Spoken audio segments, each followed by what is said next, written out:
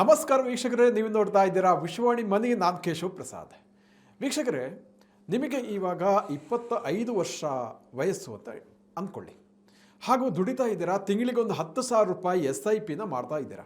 ಹಾಗಾದರೆ ನೀವು ರಿಟೈರ್ಡ್ ಆಗುವ ವೇಳೆಗೆ, ನಿವೃತ್ತಿ ಆಗುವ ವೇಳೆಗೆ ಎಷ್ಟು ಹಣ ಕ್ರೋಢೀಕರಣ ಆಗುತ್ತೆ ಮತ್ತು ಪ್ರತಿ ತಿಂಗಳ ನಂತರ ಎಷ್ಟು ಲಕ್ಷ ಗಳಿಕೆ ಮಾಡಬಹುದು ಅನ್ನೋದ್ರ ಬಗ್ಗೆ ಒಂದು ವಿಶೇಷವಾದ ಎಪಿಸೋಡನ್ನು ನಾವು ಇವತ್ತು ಮಾಡ್ತಾ ಇದ್ದೀವಿ. ಬರೀ 25 ವರ್ಷ ಅಂತಲ್ಲ, 35 ವರ್ಷದವರೆಗೆ, 40 ವರ್ಷ ವಯಸ್ಸಿನವರೆಗೆ ದುಡಿಯುವ ವ್ಯಕ್ತಿಗಳು ಯಾವ ರೀತಿಯಲ್ಲಿ ಸೇವಿಂಗ್ಸನ್ನು ಮಾಡಿದರೆ ಅವರು ರಿಟೈರ್ಡ್ ಆದಮೇಲೆ ಬಳಿಕ ಎಷ್ಟು ಸಂಪತ್ತನ್ನು ಗಳಿಸ್ಬೋದು, ಪ್ರತಿ ತಿಂಗಳು ಎಷ್ಟು ಗಳಿಕೆ ಮಾಡ್ಬೋದು ಅನ್ನೋದ್ರ ಬಗ್ಗೆ ಕರಾರುವಕ್ಕಾದಂಥ ಒಂದು ಲೆಕ್ಕಾಚಾರವನ್ನು ಇಲ್ಲಿ ನಾವು ಮಾಡ್ತಾ ಇದ್ದೀವಿ. ಇದಕ್ಕೆ ಲಾಜಿಕ್ಕಾಗಿ ನಾವು ಮಾತಾಡ್ತೀವಿ.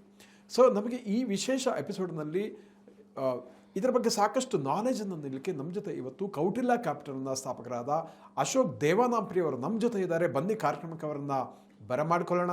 ನಮಸ್ಕಾರ ಅಶೋಕ್ ಸರ್. ನಮಸ್ಕಾರ. ಇವತ್ತಿನ ಟಾಪಿಕ್ ಬಹಳ ಇಂಟ್ರೆಸ್ಟಿಂಗ್ ಇದೆ ಅನ್ನಿಸ್ತಾ ಇದೆ. ಮುಖ್ಯವಾಗಿ ಯಾರೆಲ್ಲ ದುಡಿತಾ ಇದ್ದಾರೆ, ಈ ದುಡಿಯುವ ವರ್ಕಿಂಗ್ ಕ್ಲಾಸಲ್ಲಿ ಇರುವವರು ಎಲ್ಲರೂ ಕೂಡ ಇದನ್ನು ನೋಡಲೇಬೇಕು ಅಂತ ನನಗೆ ಅನಿಸ್ತಾ ಇದೆ. ಯಾಕಂದರೆ ಭಾಳ ಇಂಟ್ರೆಸ್ಟಿಂಗ್ ಆಯಿತು ನನಗೆ. 25 ವರ್ಷದಿಂದ 40 ವರ್ಷದ ಒಳಗಿನ ಈ ಯುವಜನತೆ ಅವರು ಇನ್ವೆಸ್ಟ್ ಮಾಡಿದರೆ ಅಂದರೆ ಒಂದು ತಿಂಗಳಿಗೆ ಒಂದು 10,000 ರೂಪಾಯಿ. ಸೊ ಅವರಿಗೆ ರಿಟೈರ್ಡ್ ಆಗುವಾಗ ಎಷ್ಟಾಗುತ್ತೆ ಅನ್ನೋದು ಮುಂಚೆನೇ ಗೊತ್ತಾದರೆ ಖಂಡಿತವಾಗಿ ಅವ್ರಿಗೆ ಬಹಳ ಅನುಕೂಲ ಆಗುತ್ತೆ ಅಂತ ನಾನು ಅಂದ್ಕೊಂಡಿದ್ದೀನಿ. ಹಾಗಾಗಿ ಇದ್ರ ಬಗ್ಗೆ ಒಂದಷ್ಟು ಎಕ್ಸ್ಪ್ಲೈನ್ ಮಾಡ್ತೀರಾ ಅಂತ. ನೋಡಿ, ಫಾರ್ ಎಕ್ಸಾಂಪಲ್ ಇವಾಗ ನಿಮಗೆ ಒಂದು 25 ವರ್ಷ ಅಂತ ಇಟ್ಕೊಳ್ಳಿ. ಸಾಧಾರಣವಾಗಿ ನಾವೇನು ಮಾಡ್ತೀವಿ, 16 ವರ್ಷ ಶಾಲೆಯಲ್ಲಿ ಇರ್ತೀವಿ, 2 ವರ್ಷ +2 ಮಾಡ್ತೀವಿ, 3ರಿಂದ 4 ವರ್ಷ ಡಿಗ್ರಿ ಮಾಡ್ತೀವಿ, 2 ವರ್ಷ ಪೋಸ್ಟ್ ಗ್ರಾಜುಯೇಷನ್ ಮಾಡ್ತೀವಿ. ಒಂದು 24-25ನೇ ವಯಸ್ಸಿಗೆ ನಮ್ಮ ಕಂಪ್ಲೀಟ್ ಎಜುಕೇಷನ್ ಕಂಪ್ಲೀಟಾಗಿ ನಾವು ಜಾಬಿಗೆ ಬಂದಿರ್ತೀವಿ. ಕರೆಕ್ಟ್. 90% ಹೀಗೆ ಒಂದು ಸಿನಾರಿಯೋ ಇದ್ದೇ ಇರುತ್ತೆ. ನಿಜ. 25ನೇ ವಯಸ್ಸಿಗೆ ಒಬ್ಬ ಇವತ್ತು ಕಾರ್ಪೊರೇಟ್ ವರ್ಲ್ಡಲ್ಲಿ ಕೆಲಸಕ್ಕೆ ಬಂದರೆ, ಇವತ್ತು ಎನಿ ಆರ್ಡಿನರಿ ಜಾಬ್ ಮಿನಿಮಮ್ 30,000 ಅಂತೂ ಸಂಬಳ ಕೊಡ್ತಾರೆ. ಒಂದು ಲೋಯೆಸ್ಟ್ ಸ್ಟಾಟಾ. ಹೌದು. Highest strata can be as big as 5 lakhs per month ಕೊಡೋ ಇಂಡಸ್ಟ್ರಿಗಳು ಇದ್ದಾವೆ. ಈಗ ಒಬ್ಬ ಮನುಷ್ಯ ಬರೀ 10,000 ತಿಂಗಳ ಹಾಕಿದ್ರೆ, ಅವ್ನಿಗೆ ಇವತ್ತು 25 ವರ್ಷ ವಯಸ್ಸಾಗಿದ್ದರೆ ಅವನು ರಿಟೈರ್ ಆಗೋದು 60ಕ್ಕೆ. ಅಂದರೆ ಅವನಿಗೆ ಆಲ್ಮೋಸ್ಟ್ 35 ವರ್ಷ ಅವನಿಗೆ ಟೈಮ್ ಇರುತ್ತೆ. ತುಂಬ ಜಾಸ್ತಿ. ನೆಕ್ಸ್ಟ್ 35 ವರ್ಷ ಅವನು ತಿಂಗಳಿಗೆ 10,000 ಹಾಕ್ಕೊಂಡು 35 ವರ್ಷ ರಿಲೀಜಿಯಸ್ ಆಗಿ ಹಾಕ್ಕೊಂಡು ಹೋದರೆ ಅವನಿಗೆ ರಿಟೈರ್ಮೆಂಟ್ಗೆ ಅವನ ಹತ್ರ 10 ಕೋಟಿ ರೂಪಾಯಿ ಹಣ ಇರುತ್ತೆ. 10 ಕೋಟಿಗೂ ಮೇಲಿರುತ್ತೆ. ತಿಂಗಳಿಗೆ ಅವನು SWP ರಿಟೈರ್ಮೆಂಟ್ ಆದಮೇಲೆ ತಿಂಗಳಿಗೆ 10 ಲಕ್ಷ ರೂಪಾಯಿ ಪೇಮೆಂಟ್ ತೊಗೋಬೋದು. ತಿಂಗಳಿಗೆ 10 ಲಕ್ಷ ಆಗುತ್ತೆ. ಅಮೇಝಿಂಗ್. ಅಂದರೆ ಇವತ್ತು 25ನೇ ವಯಸ್ಸಿನಲ್ಲಿ ಒಬ್ಬ ಮನುಷ್ಯ SIP 10,000 ರೂಪಾಯಿಂದ ಶುರು ಮಾಡಿದ್ರೆ 60ನೇ ವಯಸ್ಸವರೆಗೂ ರಿಲೀಜಿಯಸ್ ಆಗಿ ಅದನ್ನು ಇನ್ವೆಸ್ಟ್ ಮಾಡ್ಕೊಂಡು ಹೋದರೆ ಅವನ ಟೋಟಲ್ ಕಾರ್ಪಸ್ಸು 10 ಕೋಟಿಗಿಂತ ಜಾಸ್ತಿ ಇರುತ್ತೆ. ಮಂತ್ಲಿ ಅವನು SWP ಮಿನಿಮಮ್ 10 ಲಕ್ಷ ತೊಗೊಳ್ಬೋದು. ಅಂದರೆ ಪ್ರತಿ ತಿಂಗಳು. ಇದು ಪೆನ್ಷನ್ ಅಲ್ಲ, ಇದು ನಿನ್ನ ಸ್ವಯಾರ್ಜಿತ ಆಸ್ತಿ. ಪೆನ್ಷನ್ ಹೆಂಗೆ, ಮನುಷ್ಯ ಸತ್ತರೆ ಮತ್ತೆ ಕೊಡೋದಿಲ್ಲ, ಅವನ ಕುಟುಂಬ ಅವನ ಹೆಂಡತಿಗೆ ಹೋಗುತ್ತೆ. ಅವನ ಹೆಂಡತಿ ಆದಮೇಲೆ ಅದು ಯಾರಿಗೂ ಬರೋದಿಲ್ಲ. ಇದು ಹಂಗಲ್ಲ, ಇದು ಲೈಫ್ ಟೈಮ್ ಪೆನ್ಷನ್ನು. ನಿಮ್ಮ ಕುಟುಂಬ, ನಿಮ್ಮ ಮಕ್ಕಳು, ಮೊಮ್ಮಕ್ಕಳು, ಮರಿಮಕ್ಕಳು 10 ಲಕ್ಷ ತೊಗೋತಾನೆ ಇರ್ತಾರೆ for ever, for the test of time. Because it's your family property. ಅದು ನಿಮ್ಮ ಬಿಲ್ಡಿಂಗ್ ಇದ್ದಂಗೆ. ನಮ್ಮ ಅಪ್ಪನ ನಂತರ ನಂಗೆ ಬರುತ್ತೆ, ನನ್ನ ನಂತರ ನನ್ನ ಮಗನಿಗೆ ಹೋಗುತ್ತೆ, ಅವನ ನಂತರ ನನ್ನ ಮೊಮ್ಮಗನಿಗೆ ಹೋಗುತ್ತೆ. ಅದೇ ಆ ಮನುಷ್ಯನ ವಯಸ್ಸು 30 ವರ್ಷ ಅಂತ ಇಟ್ಕೊಳ್ಳಿ.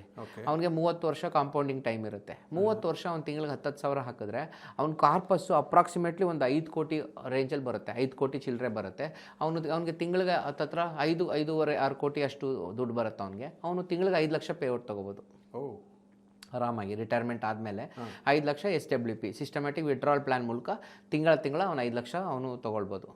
ಅದೇ ಅವನು 35 ವರ್ಷದ ಮನುಷ್ಯ ಆಗಿದ್ದರೆ ಅವನಿಗೆ ಬರೀ 25 ವರ್ಷನೇ ಅವ್ನಿಗೆ ಟೈಮ್ ಇರೋದು, ಅರ್ನಿಂಗ್ ಪವರು ಅಂತ. ಅವನಿಗೆ ಕಾರ್ಪಸ್ ಎಲ್ಲ ಹಬ್ಬ ಅಂದರೆ ಒಂದು 3 ಕೋಟಿ ಬರುತ್ತೆ, 3 ಕೋಟಿ ಚಿಲ್ಲರೆ. ತಿಂಗಳಿಗೆ ಒಂದು 2.5 ಲಕ್ಷ ಸ್ಟ್ಯಾಂಡರ್ಡ್ ಫಿಕ್ಸ್ಡ್ ಪೇಮೆಂಟ್ ಅವ್ನು ತೊಗೊಳ್ಬೋದು.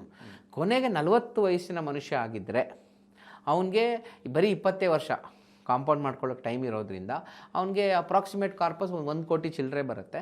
ಅವನು ತಿಂಗಳ ಅವ್ರೊಂದು 1 ಲಕ್ಷ ಬರುತ್ತೆ. ಸೊ ಈ ಮೆಸೇಜ್ ಏನು ಅಂದರೆ, ಆ 25 ವರ್ಷದ ಹುಡುಗ, ಈ 40 ವರ್ಷದ ಮನುಷ್ಯ, ಇವರಿಬ್ಬರ ಏಜ್ ಗ್ಯಾಪ್ 15 ವರ್ಷ. ಆದರೆ 25 ವರ್ಷದ ವ್ಯಕ್ತಿ ಇವತ್ತಿಂದ 10,000 ರೂಪಾಯಿ ಇನ್ವೆಸ್ಟ್ ಮಾಡಿಕೊಂಡು ಪ್ರತಿ ತಿಂಗಳು ಹೋದರೆ ಅವನಿಗೆ ತಿಂಗಳಿಗೆ 10 ಲಕ್ಷ SWP ಸಿಗುತ್ತೆ. ಅದೇ 40 ವರ್ಷದ ವ್ಯಕ್ತಿ ಇವತ್ತಿಂದ 10,000 SIP ಮಾಡಿದ್ರೆ ಅವನಿಗೆ ಬರೀ ಸಿಗೋದು 1 ಕೋಟಿ. ಅಂದರೆ 9 ಲಕ್ಷ ಅಲ್ಲಿ ಗ್ಯಾಪ್ ಇರುತ್ತೆ. ಅಷ್ಟು ಗ್ಯಾಪ್ ಬರುತ್ತೆ ಕೇವಲ 15 ವರ್ಷಗಳಲ್ಲಿ. ಆ ಗ್ಯಾಪ್ ಇರೋ 15 ವರ್ಷ. So time is power, time is ಮನಿ. ನಾವು ಎಷ್ಟು ಯಂಗ್ ಏಜಲ್ಲಿ ಇನ್ವೆಸ್ಟ್ಮೆಂಟ್ ಮಾಡ್ತೀವೋ ಅಷ್ಟು ಒಳ್ಳೆಯದು ನಮಗೆ. ಬಟ್ ಪ್ರಾಬ್ಲಮ್ ಇವತ್ತು ಏನಾಗಿದೆ, ನಮಗೆ ಜಾಬ್ ಬಂದ ತಕ್ಷಣ ನಮಗೆ ಕಾರ್ ಬೇಕು, ನಮ್ಗೆ ಒಳ್ಳೆ ಲಕ್ಸುರಿ SUV ಬೇಕು, ನಮಗೆ ಐಫೋನ್ ಬೇಕು, ನಮಗೆ ರಾಯಲ್ ಎನ್ಫೀಲ್ಡ್ ಬೈಕ್ ಬೇಕು, ನಮಗೆ ಫಾರಿನ್ ಟೂರ್ ಮಾಡಬೇಕು. ಈ ಥರ ಒಂದು ಅಪ್ರೋಚ್ ಇರೋದರಿಂದ majority of the new generation people are not at all investing. So ಅವ್ರೇನು ಮಾಡಬೇಕು, ಫಸ್ಟು ಇನ್ವೆಸ್ಟಿಂಗ್. ನಾವು ನಮ್ಮ ಇನ್ವೆಸ್ಟ್ಮೆಂಟ್ ಪ್ರಿನ್ಸಿಪಲ್ ಏನು ಹೇಳುತ್ತೆ ಅಂದರೆ, ಫಸ್ಟು ಸಂಬಳ ಬರುತ್ತೆ, ಆ ಸಂಬಳದ ಆಲ್ರೆಡಿ ಸರ್ಕಾರ ಅವ್ನು ಟ್ಯಾಕ್ಸ್ ತೊಗೊಂಡ್ಬಿಡ್ತಾನೆ, ಕರೆಕ್ಟ್? ಆ ದುಡ್ಡು ಮಿಕ್ಕಿದ ದುಡ್ಡೇ ಬರೋದು. ಆ ಮಿಕ್ಕಿದ ದುಡ್ಡಲ್ಲಿ ನೀನು ಖರ್ಚಿಗೆ ಎಷ್ಟು ಬೇಕು ಅಂತ ಇಟ್ಕೊಂಡು ಇನ್ವೆಸ್ಟ್ ಮಾಡೋದಕ್ಕಿಂತ ಫಸ್ಟ್ ಇನ್ವೆಸ್ಟ್ಮೆಂಟಿಗೆ ಎಷ್ಟು ಬೇಕು ಅಂತ ಇಟ್ಕೊಂಡು ಖರ್ಚು ಮಾಡೋದು ಉತ್ತಮ. ಇವತ್ತು 10,000 ಇನ್ವೆಸ್ಟ್ ಮಾಡಿ it's A very very ordinary thing, anybody can do it, correct.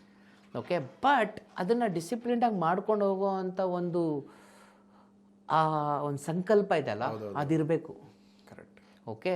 ಅದು ಜನ ಇವತ್ತು ಮಾಡ್ತಿಲ್ಲ. ಹೋದ ಜನ್ರೇಷನ್ ಮಾಡಿದ್ರು, ನಮ್ಮ ಹಿಂದಿನ ಜನ್ರೇಷನ್ ಅವ್ರಿಗೆ ದುಡ್ಡೇ ಇರಲಿಲ್ಲ ಪಾಪ. ಅವ್ರ ಇನ್ಕಮಲ್ಲಿ ಎಷ್ಟು ಸಾವಿರ ರೂಪಾಯಿಗಳಷ್ಟೇ, ಅವರೆಲ್ಲ ಲಕ್ಷಗಳು ನೋಡೇ ಇರಲಿಲ್ಲ, ಕೋಟಿಗಟ್ಟಲೆ ಅವ್ರ ಕನಸಲ್ಲೂ ಊಹೆ ಮಾಡಿರಲಿಲ್ಲ. ಇವತ್ತು ಹಣ ಹರಿಯುತ್ತೆ. ಈಗ ಇಂಡಿಯನ್ ಎಕಾನಮಿ 10 ಪಟ್ಟು ಹೋಗ್ತಿದೆ ಅಂದರೆ ಮಾರ್ಕೆಟ್ 10 ಪಟ್ಟು ಬೆಳೆಯುತ್ತೆ. 10 ಪಟ್ಟು ಬೆಳೆದ್ರೆ ನಮ್ಮ ಸಂಬಳಗಳು 10 ಪಟ್ಟು ಬೆಳೀತಾವೆ, 100% ಅಲ್ವಾ? 10 ಪಟ್ಟು ಬೆಳೆದಾಗ ಇಡೀ ದೇಶ ಶ್ರೀಮಂತ ಆಗಿ ನೀನು ಬಡವ ಆಗಿಬಿಟ್ರೆ ಏನು ಉಪಯೋಗ? ನಿಜ ನಿಜ. ಬಡ ದೇಶದಲ್ಲಿ ಶ್ರೀಮಂತ ಆಗೋದು ಓಕೆ, ಶ್ರೀಮಂತ ದೇಶದಲ್ಲಿ ಬಡವಾಗೋದು ದಯನೀಯ ಸ್ಥಿತಿ ಅದು. ಹೌದೌದು. ಸೊ ಪ್ರತಿಯೊಬ್ಬರು ಅವ್ರವ್ರ ಪ್ರೊಟೆಕ್ಷನ್ ಅವ್ರು ನೋಡ್ಕೊಳ್ಬೇಕು. ಇವತ್ತು ಸರ್ಕಾರಗಳು ಪೆನ್ಷನ್ ಕೊಡ್ತಿಲ್ಲ, ಬಿಕಾಸ್ ಎಲ್ಲ ಗೌರ್ಮೆಂಟ್ಗಳು ಪೆನ್ಷನ್ಗಳು ಸ್ಟಾಪ್ ಮಾಡಿಬಿಟ್ಟಿದ್ದಾರೆ. ನಿಮ್ಮ ಪೆನ್ಷನ್ ನೀವೇ ದುಡ್ಕೋಬೇಕು. That is nothing but this, and this is a lifetime generational pension. ನೀವೇನು ಬೇಡ, ಈ ಅದೇ 10,000 ನಿಮ್ಮ ನಂತರ ನಿಮ್ಮ ಮಕ್ಕಳು ನಂತರ ಮೊಮ್ಮಕ್ಕಳಿಗೆ ಅದೊಂಥರ ಜರ್ನಿ ಥರ ಹೋಗುತ್ತೆ. ಇಡೀ ಕುಟುಂಬ ಹೆಂಗೆ ಆಪ್ರೇಟ್ ಮಾಡಬೇಕು ಅಂದರೆ ಪ್ರತಿಯೊಬ್ಬರು ಅವ್ರವ್ರ ಇನ್ವೆಸ್ಟ್ಮೆಂಟ್ ಮಾರ್ಕೆಟ್ಗೆ ಹಾಕಿ ಮಿಕ್ಕಿ ದುಡ್ಡು ಖರ್ಚು ಮಾಡ್ಕೋಬೇಕು ಹ್ಯಾಪಿಯಾಗಿ. ಈ ಥರ ಒಂದು ಡಿಸಿಪ್ಲಿನ್ಡ್ ಪ್ರಾಸೆಸ್ಸು ಫ್ಯಾಮಿಲಿ ಸ್ಟಾರ್ಟ್ ಮಾಡಿದ್ರೆ ಲಾಂಗ್ ಟರ್ಮಲ್ಲಿ ಈ ಒಂದು challenges, short term crisis, okay, cash flow crunch ಇಂಥದ್ದು ಏನೂ ಬರಲ್ಲ. ಅಲ್ಲ, ನನಗನ್ಸುತ್ತೆ ಇದೊಂದು ಬಿಸ್ನೆಸ್ ಇದ್ದಂಗೆ. ಈಗ ಒಂದು ಫ್ಯಾಮಿಲಿ ಬಿಸ್ನೆಸ್ ಮಾಡಿದ್ರೆ, ಹೌದು, ತಂದೆಯಿಂದ ಮಗನಿಗೆ, ಮಗನಿಂದ ಅವನ ಮಗನಿಗೆ, ಹೀಗೆ ಅದು ಕಂಟಿನ್ಯೂ ಆಗ್ತಾನೆ ಇರಬೇಕು. ತಂದೆ ನಂತರ ಮಗ ಶುರು ಮಾಡಬೇಕು. ನಾನೀಗ ನೆಕ್ಸ್ಟ್ ನಾನು ಬುಕ್ ಬರೀತಾ ಇದ್ದೀನಿ. ಸೊ ಆ ಬುಕ್ಕಲ್ಲಿ ಇದೇ ಕಾನ್ಸೆಪ್ಟ್ ಬಗ್ಗೆ ಎಕ್ಸ್ಪ್ಲೇನ್ ಮಾಡ್ತಾ ಇದ್ದೀವಿ. ಒಬ್ಬ ಅಪ್ಪ ಆದವನು ಮಗ ಹುಟ್ಟಿದ ತಕ್ಷಣ ಅವ್ನು SIP ಶುರು ಮಾಡಿದ್ರೆ ಮಗ 25 ವರ್ಷ ಬರೋವರೆಗೂ ಅವ್ನು SIP ಮಾಡ್ತಾನೆ. ಅದೇ ಮಗ 25ನೇ ವರ್ಷದಿಂದ ಅಪ್ಪ ಅವನಿಗೆ ಹಾಕೊಟ್ಟ SIP ಕಂಟಿನ್ಯೂ ಮಾಡ್ದ ಅಂದರೆ ನೀವು ಊಹೆ ಮಾಡೋಕ್ಕಾಗಲ್ಲ, ಅಷ್ಟು ಕೋಟಿ ದುಡ್ಡು ಬರುತ್ತೆ. ಕರೆಕ್ಟ್. Did you understand? ಅವರು 40 ವರ್ಷಕ್ಕೆ ರಿಟೈರ್ಡ್ ಆಗ್ಬೋದು ಅವಾಗ ಆರಾಮಾಗಿ. ನಾನು ಇವತ್ತು ನ್ಯೂ ಜನ್ರೇಷನ್ ಅವ್ರೆಲ್ರಿಗೂ ಹೇಳ್ತಿರೋದು, 25ನೇ ವಯಸ್ಸಿಂದ ನೀವು 40ನೇ ವಯಸ್ಸವರೆಗೂ ಕರೆಕ್ಟಾಗಿ ನೀವು ಇನ್ವೆಸ್ಟ್ಮೆಂಟ್ ಮಾಡಿದ್ರೆ 40ಕ್ಕೆ ನೀವು ರಿಟೈರ್ ಆಗಿಬಿಡ್ಬೋದು. ರಿಟೈರ್ ಅಂದರೆ ಏನು? ಕುತ್ಕೊಂಡು ನ್ಯೂಸ್ ಪೇಪರ್ ಓದೋದಲ್ಲ. You can pursue your passion. If you are good in art, music, okay, dance, acting, okay, you want to do a startup, ಏನು ಬೇಕಾದರೂ ಮಾಡ್ಬೋದು. ಕರೆಕ್ಟ್. ಬಟ್ ನಮ್ಮ ಪ್ರಾಬ್ಲಮ್ ಏನಿತ್ತು ಅಂದರೆ ನಾವು 25-40ವರೆಗೂ ಏನೂ ಮಾಡಲ್ಲ. 40ಕ್ಕೆ ಇನ್ವೆಸ್ಟ್ಮೆಂಟ್ ಮಾಡಬೇಕು, ಅಯ್ಯೋ ಭವಿಷ್ಯ ನೋಡಬೇಕು ಅಂತ ಅಂದ್ಕೊಂಡು ಯೋಚನೆ ಮಾಡ್ತೀವಿ. ಆದರೆ 60ವರೆಗೂ ಸೈಕಲ್ ತುಳಿತಾನೆ ಇರ್ತೀವಿ. ನಿಜ ನಿಜ. 60 ಆದ್ಮೇಲೆ ಕೆಲಸ ಮಾಡ್ತೀವಿ, ಸರ್ಕಾರದವ್ರು ಒದ್ದೋಡಿಸ್ತಾರೆ, ಇಲ್ಲಪ್ಪ ಸಾಕು ನೀನು ಮನೆಗೆ ಹೋಗು ಅಂತ. ಅದು ನಮ್ಮ ಪರಿಸ್ಥಿತಿ. ನಿಜ ನಿಜ. ಸೊ ಈಗ ಮುಂಬರುವ ಸನ್ನಿವೇಶಗಳು, technological advancement, ರಿಸೆಷನ್ನು, pink slip, challenges, ಇದೆಲ್ಲದ್ರ ಮಧ್ಯೆ ಈ ಥರ ಒಂದು ಇನ್ವೆಸ್ಟ್ಮೆಂಟು ನಮಗೆ ಬಹಳ ಬಹಳ ಕಂಫರ್ಟ್ ಕೊಡುತ್ತೆ ಲಾಂಗ್ ಟರ್ಮಲ್ಲಿ. ನಿಜ ನಿಜ. ಸೊ 10,000 ರೂಪಾಯಿ ಈಸ್ ನಾಟ್ ಜಸ್ಟ್ 10,000. 10,000 ರೂಪಾಯಿನ 10,000 ಪಟ್ಟು ಬೆಳೆಸ್ಬೋದು. ನಿಜ ನಿಜ. ಅದಕ್ಕೆ ಒಂದು ಪ್ರಾಸೆಸ್ ಫಾಲೋ ಮಾಡಬೇಕಷ್ಟೆ. ನೀವು ಭಾಳ ಚೆನ್ನಾಗಿ ಹೇಳಿದ್ರಿ. ಈಗ ಈ 40 ವರ್ಷದಲ್ಲಿ ಇನ್ವೆಸ್ಟ್ ಮಾಡೋರಿಗೂ ಈ 25 ವರ್ಷದಲ್ಲಿ ಇನ್ವೆಸ್ಟ್ ಮಾಡೋರಿಗೂ ಕೇವಲ 15 ವರ್ಷ ಡಿಫ್ರೆನ್ಸ್ ಇದ್ರೂ ಕೂಡ ಸಿಗುವಂಥ ಅಮೌಂಟ್ನಲ್ಲಿ ಎಷ್ಟು ಇದಾಗುತ್ತೆ 10 ಪಟ್ಟಿದೆ. ಸೊ ಇನ್ನೊಂದು ಏನಂದರೆ ಅದಕ್ಕೆ ಒಂದು ಟೈಮ್ ವ್ಯಾಲ್ಯೂ ಕೊಡುವಂಥದ್ದು, ಜೊತೆಗೆ ಕಾಂಪೌಂಡಿಂಗ್ ಇಂಟ್ರೆಸ್ಟ್ ಕೂಡ ಇಷ್ಟು ದೊಡ್ಡ ಮೊತ್ತ ಆಗ್ಲಿಕ್ಕೆ ಕಾರಣ ಅಂತ ನಾನು ಹೇಳೋದು ಕೇಳಿದ್ದೀನಿ. ಏನು ಹೇಳ್ತೀರಿ ಅದಕ್ಕೆ ಅಂತ? ಖಂಡಿತ ಅಲ್ವ, ಇದೆಲ್ಲ ಕಾಂಪೌಂಡಿಂಗ್ ಅಲ್ವ ಎಫೆಕ್ಟು. ನಾವು ಏನೇ ಒಂದು ಸ್ಮಾಲ್ ಕಾರ್ಪಸ್ ಹಾಕ್ತಿದ್ರು ಮಾರ್ಕೆಟು ತನ್ನದೇ ಆದ ಒಂದು ವೇವ್ ಲೆಂತಲ್ಲಿ ಹೋಗ್ತಾ ಇರುತ್ತೆ. ಕರೆಕ್ಟ್. ನಾಳೆ ಒಂದು ರಿಸೆಷನ್ ಬಂತು ಅಂತ ಇಟ್ಕೊಳ್ಳಿ, ಮಾರ್ಕೆಟ್ 50% ಕರೆಕ್ಷನ್ ಆಯಿತು, ಆಗಲಿ, ನೋ ಪ್ರಾಬ್ಲಮ್. ಈ SIP ಬ್ಯೂಟಿ ಏನು ಗೊತ್ತಾ, ಮಾರ್ಕೆಟ್ ಮೇಲೋದ್ರೆ ನೀವು ಆಲ್ರೆಡಿ ಪರ್ಚೇಸ್ ಮಾಡಿರೋ ಮಾಲ್ ಮೇಲೋಗುತ್ತೆ, ಮಾರ್ಕೆಟ್ ಕರೆಕ್ಟ್ ಆದರೆ ನೀವು ತೊಗೊಳ್ಳೋ ಹೊಸ ಮಾಲ್ ಕಮ್ಮಿಗೆ ಸಿಗುತ್ತೆ. ಸೊ ಮಾರ್ಕೆಟಲ್ಲಿ particular in this process market ಮೇಲೋದ್ರೂ ದುಡ್ಡೇ, ಮಾರ್ಕೆಟ್ ಕೆಳಗೋದ್ರೂ ದುಡ್ಡೇ. ಅಮೇಜಿಂಗ್. ಟೈಮ್ ಕೊಡಬೇಕಷ್ಟೇ. ಕೆಲವೊಮ್ಮೆ ಏನಾಗುತ್ತೆ, ಸಡನ್ನಾಗಿ ದೊಡ್ಡ ಮನುಷ್ಯರು ಮಾಡೋ ದೊಡ್ಡ ತಪ್ಪೇನಂದರೆ ರಿಸೆಷನ್ ಬರುತ್ತೆ, ಮಾರ್ಕೆಟ್ ಬಿದ್ದೋಗುತ್ತೆ, ಅಯ್ಯಯ್ಯೋ ನಾನು ಹಾಕಿದ ದುಡ್ಡು ಓವರ್ ಆಲ್ ವ್ಯಾಲ್ಯೂ ಕಮ್ಮಿ ಐತೆ ಅಂತ ಸ್ಟಾಪ್ ಮಾಡಿಬಿಡ್ತಾರೆ. ಅದೇ ದೊಡ್ಡ ತಪ್ಪು. ಅದೇ right time to invest. Market ಬೀಳ್ತಿದೆ ಅಂದರೆ ತೊಗೊಳ್ತಾನೆ ಹೋಗ್ಬೇಕು ನಾವು, ಯಾಕಂದರೆ ಅವಾಗಲೇ ಆ್ಯಾವ್ರೇಜಿಂಗ್ ಪವರ್ ತೋರಿಸೋದು.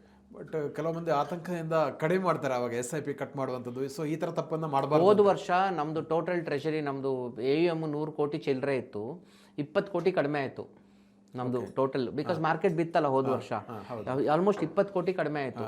20 ಕೋಟಿ ಕಡಿಮೆ ಆದಾಗ ನಾವು ಸುಮಾರು ಜನ ಯಾವತ್ತೋ ಒಂದಿನ ಡೌಟ್ ಬಂದು ನನ್ನ ಅನಲಿಸ್ಟ್ನ ಕರೆದೆ, ಟೋಟಲ್ ನಂದು ಬುಕ್ ಎತ್ಕೊಂಡು ಬಾ, ಎಷ್ಟು ಜನ SIP ಸ್ಟಾಪ್ ಮಾಡಿದ್ದಾರೆ ಲಾಸ್ಟ್ 10 ತಿಂಗಳಲ್ಲಿ ಅಂತ. ಅವರೆಲ್ರಿಗೂ ಕರೆ ಮಾಡಿದ್ವಿ, ಕರೆ ಮಾಡಿ ಬುದ್ಧಿ ಹೇಳಿದ್ವಿ. Why did you stop? ಅರೆ ಬೀಳ್ತಿದೆ ಏನಕ್ಕೆ ಹಾಕಬೇಕು? ನೋ, ಬಿದ್ದಾಗ ಹಾಕೋದೇ ಸ್ಟ್ರಾಟಜಿ. ಎಂತ ಉಲ್ಟಾ ಕೆಲಸ ಮಾಡ್ತಾ ಇದ್ದಾರೆ. You are doing exactly opposite. ದಯವಿಟ್ಟು ಶುರು ಮಾಡಿ. ಕೆಲವ್ರು ಇಲ್ಲ ನನಗೆ ಕಷ್ಟ, ನನಗೆ ಆ ಸಮಸ್ಯೆ ಇದೆ, ಇಟ್ಸ್ ಓಕೆ, ನೋ ಪ್ರಾಬ್ಲಮ್. ಕಷ್ಟ ಇಲ್ದವ್ರು ದಯವಿಟ್ಟು ಹಾಕಿ ಅಂತ ಅವ್ರ ಕೈಲಿ ಹಾಕ್ಸಿದ್ವಿ ನಾವು. ಅಲ್ಲ, ನೀವು ಬಹಳ ಒಳ್ಳೆ ಮಾತನ್ನು ಹೇಳಿದಿರಿ. ಅಂದರೆ ಕೆಲವು ಜನ ನೀವು ಹೇಳಿದಾಗ ಒಂದು ಆತಂಕ ಇರ್ಬೋದು, ಅರಿವಿನ ಕೊರತೆಯಿಂದ ಈ ಥರ ಆಗಿರ್ಬೋದು, ಡಿಸಿಷನ್ ತಗೊಂಡಿರ್ಬೋದು, ಮಾರ್ಕೆಟ್ ಬೀಳ್ತಾ ಇದೆ ಸ್ಟಾಪ್ ಮಾಡೋಣ ಅಂತ. ಸೊ ನಲ್ಲಿ ಇದೇ ಒಂದು ಪ್ರಶ್ನೆ ಇರುವಂಥದ್ದೇ, ಅಂದರೆ ಈ ರೀತಿ ಅರಿವಿನ ಕೊರತೆ ಇರ್ಬೋದು ಅಥವಾ ಬೇರೆನೋ ಕಾರಣಕ್ಕೋಸ್ಕರ ಇವರಿಗೆ ಎಲ್ಲೋ ಗೈಡೆನ್ಸ್ ಸಿಗುತ್ತಾ ಏನೋ ಅಂತ ಆಲೋಚನೆ ಇರುತ್ತೆ. ಹಾಗಿದ್ರೆ ನಿಮ್ಮ ಕೌಟಿಲ್ಯ ಕ್ಯಾಪಿಟಲ್ ಏನಾದರೂ ಹೆಲ್ಪ್ ಸಿಗುತ್ತಾ ಇದಕ್ಕೆ? ಆ ಥರ ಪ್ರಶ್ನೆ ಇರ್ಬೋದು. ಏನು ಹೇಳ್ತೀರಿ ಇದಕ್ಕೆ ಅಂತ? ಏನಿಲ್ಲ, ನಮ್ದು ಒಂದು ಕಾಂಟ್ಯಾಕ್ಟ್ ನಂಬರ್ ಇದೆ, ನಮ್ಮ ಸಪೋರ್ಟ್ ಟೀಮ್ಗೆ ಕಾಲ್ ಮಾಡಿ, ನಿಮ್ಗೆ ಏನು ಡೌಟ್ ಇದ್ರು ಇಂಥ ಇನ್ವೆಸ್ಟ್ಮೆಂಟ್ ಮೇಲೆ ಗೈಡೆನ್ಸ್ ಕೊಡ್ತಾರೆ. ಎಲ್ಲ ಆಟೋಮೆಟಿಕ್ ಸಿಸ್ಟಮ್ ಅಲ್ಲ, ಎಂಥ ರಾಕೆಟ್ ಸೈನ್ಸ್ ಏನಿಲ್ಲ. This are all very very simple things. ಯಾರು ಬೇಕಾದರೂ ಮಾಡ್ಬೋದು, ಸಿಂಪಲ್ಲಾಗಿ ಮಾಡ್ಬೋದು. ಆ ಮಿನಿಮಮ್ ರಿಕ್ವೈರ್ಡ್ ಇನ್ಫಾರ್ಮೇಷನ್ನು, ಲಾಜಿಕ್ಸ್ ಎಲ್ಲ ನಮ್ಮ ಟೀಮ್ ತೋರಿಸ್ಕೊಡ್ತಾರೆ, ಎಕ್ಸ್ಪ್ಲೇನ್ ಮಾಡ್ತಾರೆ. ಸೊ ಫಾರ್ ಎಕ್ಸಾಂಪಲ್, ಈಗ ಒಬ್ಬ ವ್ಯಕ್ತಿ ಹತ್ರ ಒಂದು 10,000 ರೂಪಾಯಿ ಈಗ ಅವನಿಗೆ ಇನ್ವೆಸ್ಟ್ಮೆಂಟ್ ಮಾಡಲಿಕ್ಕೆ ರೆಡಿ ಇದೆ, ಪ್ರತಿ ತಿಂಗಳು SIP ಮಾಡಲಿಕ್ಕೆ ರೆಡಿ ಇದ್ದಾನೆ. ಸೊ ಅಂಥವ್ರಿಗೆ ಕೌಟಿಲ್ಯ ಕ್ಯಾಪಿಟಲ್ ಹೋದರೆ ಅಲ್ಲಿ ಅವ್ರಿಗೆ ಗೈಡೆನ್ಸ್ ಸಿಗುತ್ತೆ, ಅವರೇ ಎವ್ರಿಥಿಂಗ್ ವಿಲ್ ಬಿ ನೋಡ್ತಾರೆ. ಎಲ್ಲ ಅವರೇ ಮಾಡಿ, ಅವರೇ ಆಟೋಮೇಟ್ ಮಾಡಿ ಕೊಡ್ತಾರೆ. ಅದೊಂದು 5-10 ನಿಮಿಷದ ಕೆಲಸ ಅಷ್ಟೇ. ಅದು ಓಕೆ, ಅಷ್ಟೇ. ಅದೇನು ಬಹಳ ದೊಡ್ಡ ವಿಷಯ ಅಲ್ಲ. ಅಷ್ಟೊಂದು ರಿಸರ್ಚ್ ಮಾಡೋ ಅವಶ್ಯಕತೆ ಇಲ್ಲ, ರಿಸರ್ಚ್ ಎಲ್ಲ ರೆಡಿ ಇರುತ್ತೆ ಅದು. ಓಕೆ, ಹಾಂ. ಸೊ ಒಂದು ನಮ್ಮ ವೀಕ್ಷಕರಿಗೆ ಬಹಳ ಅದ್ಭುತವಾದಂಥ ಟಾಪಿಕ್ ಇದಾಗಿತ್ತು ಅಂತ ನಾನು ಅಂದ್ಕೊಂಡಿದ್ದೀನಿ. ಯಾಕಂದರೆ ದುಡಿಯುವ ವರ್ಗ 25ರಿಂದ 40 ವರ್ಷ ಅನ್ನೋದು ಬಹಳ ಇಂಪಾರ್ಟೆಂಟ್. ಸೊ ಹಾಗಿರುವಾಗ ಸ್ಟಾರ್ಟಿಂಗಲ್ಲೇ ಇನ್ವೆಸ್ಟ್ ಮಾಡ್ತಾ ಹೋದರೆ ಅದರ ಬೆನಿಫಿಟ್ ಏನು ಅನ್ನೋದ್ರ ಬಗ್ಗೆ ಬಹಳ ಅದ್ಭುತವಾದ ವಿವರಣೆಯನ್ನು ಕೊಟ್ಟಿದ್ದೀರಿ. ಅದಕ್ಕಾಗಿ ಧನ್ಯವಾದಗಳು. ವೀಕ್ಷಕರೇ, ಇಂತಹ ಮತ್ತಷ್ಟು ಉಪಯುಕ್ತ ವಿಡಿಯೋಗಳಿಗೆ ವಿಶ್ವವಾಣಿ ಮನಿ ಯೂಟ್ಯೂಬ್ ಚಾನಲನ್ನು ವೀಕ್ಷಿಸಿ, ಸಬ್ಸ್ಕ್ರೈಬ್ ಮಾಡಿ ಮತ್ತು ನಿಮ್ಮ ಸ್ನೇಹಿತರಿಗೆ ಶೇರ್ ಮಾಡಿ ಅಂತ ಕೇಳಿಕೊಳ್ತಾ ಇದ್ದೀನಿ. ವಂದನೆಗಳು.